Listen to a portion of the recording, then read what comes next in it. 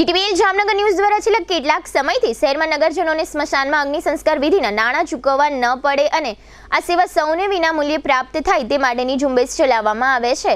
આ ઝુંબેશને કોર્પોરેશનના સત્તાધારી પક્ષ તથા વિપક્ષનું પણ સમર્થન પ્રાપ્ત થઈ રહ્યું છે અને આગામી દિવસોમાં આ બાબતે સૌ સંબંધિતો સાથે ચર્ચા વિચારણા કરીને નગરજનોના હિતમાં નિર્ણય લેવા અંગે શાસક પક્ષે પણ ખાતરી આપી છે। અત્રે એ પણ ઉલ્લેખનીય છે કે જનરલ બોર્ડની બજેટ બેઠકમાં પણ વિપક્ષના નેતા ધવલ નંદાએ જીટીવીએલ જામનગર ન્યૂઝના નામનો ઉલ્લેખ કરીને આ પ્રશ્ન ઉઠાવ્યો હતો। આ સમગ્ર વિષય અંગે આજે સોમવારે બપોરે જનરલ બોર્ડમાં બજેટ બેઠક પૂર્ણ થયા બાદ જીટીવીએલ જામનગર ન્યૂઝના મેનેજિંગ એડિટર અજયભાઈ રૂપારેલિયા દ્વારા સ્મશાનમાં વિનામૂલ્યે અગ્નિ સંસ્કાર વિધિ મુદ્દે સ્ટેન્ડિંગ કમિટીના ચેરમેન નિલેશભાઈ કગથરા, વિપક્ષના નેતા ધવલભાઈ નંદા તથા વિપક્ષના પૂર્વ નેતા અને કોર્પોરેટર અલ્તાફભાઈ ખફી સાથે વિશેષ વાતચીત કરી હતી, જેના મુખ્ય અંશો અત્રે પ્રસ્તુત છે। જીટીવીએલ જામનગર ન્યૂઝમાં તમામ દર્શકોનું સ્વાગત છે। આજે જામનગર મહાનગરપાલિકાની બોર્ડની બેઠક હતી, એમાં ઘણી અફડાતફડી પણ મચી અને ખાસ કરીને તોફાની પણ બની હતી, કારણ કે આજે બજેટ તો આવ્યું છે પણ કરોડ રૂપિયાના ખર્ચાની વાત કરવામાં આવી હતી, ત્યારે વિરોધ પક્ષે પણ એની પોતાની જે પૂર્વ ભૂમિકા હોય એનું જે હોમવર્ક હોય એ હોમવર્ક કરીને આ લોકો આવ્યા હતા અને લગભગ પ્રશ્નોમાં ક્યારેક એવું પણ બન્યું છે સત્તાધારી પાર્ટીએ જવાબ દેવો પણ આકરો થઈ ગયો હતો અને ખાસ કરીને અલ્તાફભાઈ ખફીની વાત કરીએ તો એટલું બધું હોમવર્ક કરીને આવ્યા હતા કે એનાથી જે લોકો સત્તા ઉપર બેઠા છે એ પણ પ્રભાવિત થયા હતા, કારણ કે આ રીતની વ્યવસ્થા, આ રીતની રજૂઆત એ પરફેક્ટ હતી। અને ખાસ કરીને ધવલભાઈ નંદા અને ખાસ કરીને જનમબેન, આ બધા લોકોએ જે પ્રમાણે અહીંયા મુવમેન્ટ ઉપાડી હતી, પણ આજે એ લોકોના 50 કોર્પોરેટર હતા,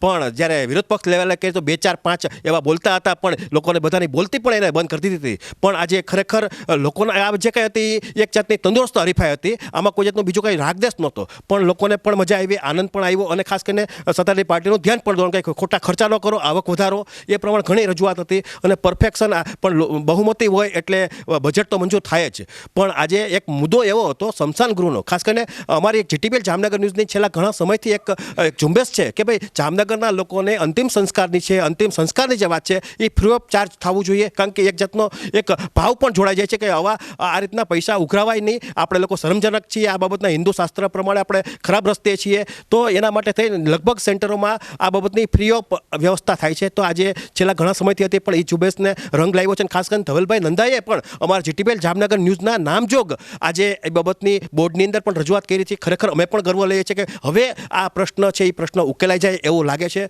અને જામનગરના લોકોને ફ્રી ઓફ ચાર્જ અંતિમ સંસ્કારનો લાભ મળશે। તે એ પ્રમાણે જે મુખ્ય જવાબદાર વ્યક્તિ છે મહાનગરપાલિકાના એવા સ્ટેન્ડિંગ કમિટીના ચેરમેન એવા નિલેશભાઈ કગથરા કે જે પણ આ બાબતની ચિંતિત છે, આ બાબતના એ લોકોએ પણ એક વિશ્વાસ વ્યક્ત કર્યો છે કે ભાઈ આ બાબતમાં અમે આગળ વધશું। તો આપણી સાથે સ્ટેન્ડિંગ કમિટીના ચેરમેન નિલેશભાઈ કગથરા જોડાયેલા છે, આપણે એમને પૂછ્યું કે સાહેબ આજે જે કંઈ સ્મશાન ગૃહની વાત આવે તો એની અંદર તમે પણ એક સારી રીતે વાત કરી છે।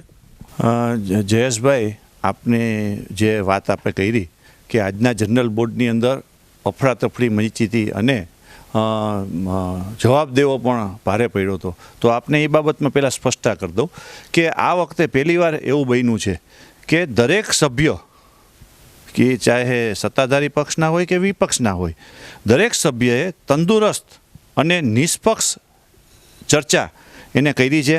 મેં પહેલાં જ મારા વક્તવ્યમાં કહેલું હતું કે આ બજેટની અંદર જે કોઈ ખામી છે એ મારી વ્યક્તિગત હું ગણાવું છું અને જો જે તમને સારી બાબત લાગે એ આપણા બધા સૌની સાથે છે।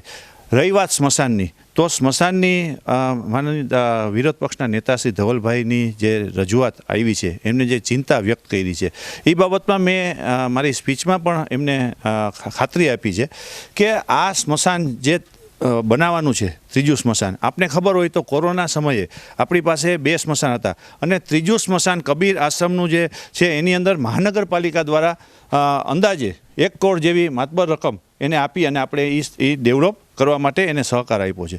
રહી અત્યારે હાલમાં જે 2 સંસ્થા દ્વારા ચલાવવામાં આવે છે સ્મશાન, તો આપને ખબર હોય તો ઘણી બધી સંસ્થા છે, એની સાથે પહેલાં આપણે બેસવું જોઈએ, એને બોલાવવા જોઈએ, એની સાથે વિચાર વિમર્શ કરવો જોઈએ અને કેવી રીતે એનું આયોજન થાય એ વહીવટી પાંખને પણ એની પૂછી અને જેમ બને એમ આનો સુખદ અંત નીકળે એના માટેનો અમારો પ્રયાસ હશે। પણ કોઈ સંસ્થા એવી હોય, દાખલા તરીકે જલારામ મંદિરનો આપણે દાખલો લઈ તો જલારામ મંદિર છે એ દાન નથી સ્વીકારતું, એટલે આપણે એને કઈ રીતે મદદરૂપ થાય, આપણે એક જ અમારો સંકલ્પ છે અને એક જ અમારો ધ્યેય છે કે જામનગર શહેરના વસતા નાગરિકોને કેમ સારી સુવિધા અમે દઈ શકીએ એના માટેના મારા સનિષ્ઠ પ્રયાસ છે, અમારી પાર્ટીના સનિષ્ઠ પ્રયાસો છે અને અમારા બધા પાર્ટીના સભ્યો અને સાથી સભ્યો એના પણ એક જ છે કે જામનગર શહેર માટે જે સ્મશાનની જરૂરિયાત છે એ તાત્કાલિક ધોરણમાં પૂરી થાય. આપને આ બોર્ડની અંદર સભ્યશ્રી પણ એમના દ્વારા વિપક્ષના નેતા દ્વારા જ એમની સ્પીચમાં બોલ્યા છે કે આ 2 બજેટમાં ત્રીજું સ્મશાન તમે કાઢી નાખ્યું તો આ વખતે શા માટે લઈ આવ્યા. તો અમે પણ એના માટે ચિંતામાં છીએ કે જો અમારે કરવું જ ના હોત તો અમે શું કામ લઈ આવત. એટલે અમે એની ચિંતા કરી છીએ. જામનગર શહેરમાં જેમ વસ્તી વધે એમ દરેક સુવિધાનો આપણે વ્યાપ વધારવો જોઈએ.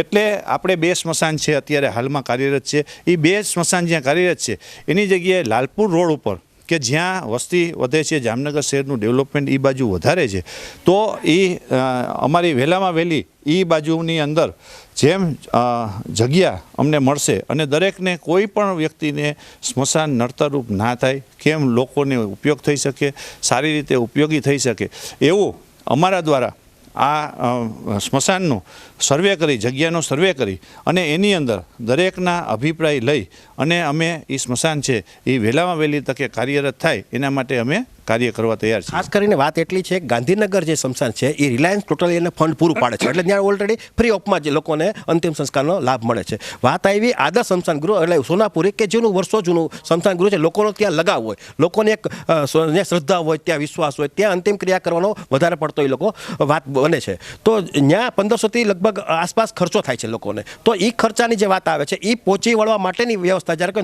ત્રીજું સ્મશાન ગૃહ બનશે સમય લાગશે મહાનગરપાલિકા, તો એના માટેનું જે ફંડ છે ત્યારે કે લોકો પાસે પૈસા ન લે અને એ ફંડ જે છે ડાયરેક્ટ આ લોકો એને જે કંઈ મહાનગરપાલિકા જ્યાંના સ્મશાન ગૃહના સંચાલકો સાથે બેઠી અને એક સુખદ અંત લઈ આવે એવો અમારો બેસ્ટ પ્રયત્ન છે.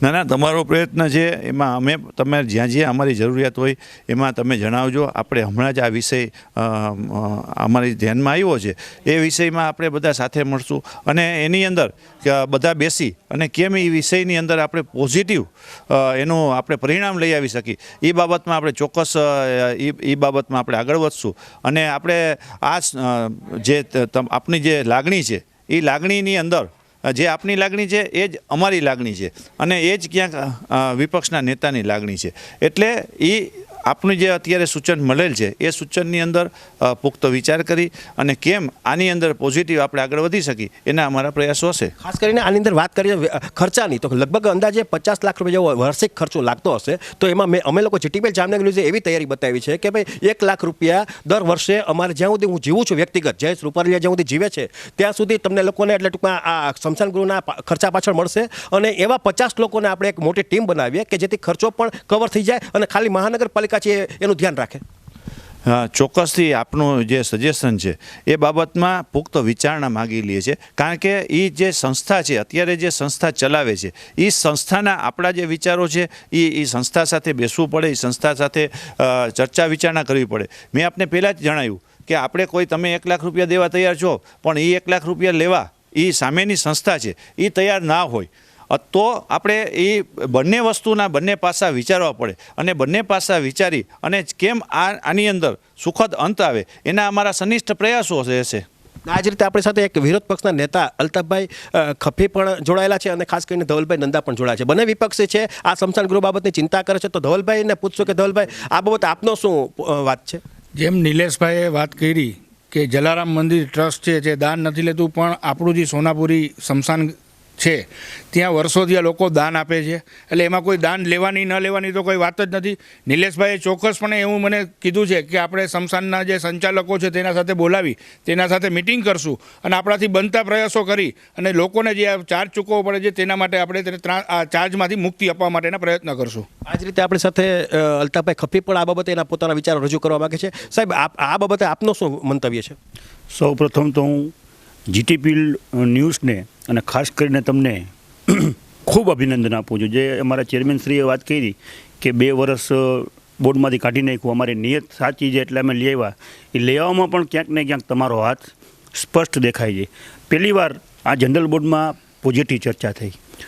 નિલેશભાઈએ જે બજેટ રજૂ કર્યો અને એ બહુ મોટી વાત કરી. મેં મારી સ્પીચમાં કીધું કે જે પણ ખામી હોય એ તમે મારી સમજજો, જે સારી વસ્તુ હોય આપણા સૌની સમજજો, એ પોઝિટિવ વાત છે.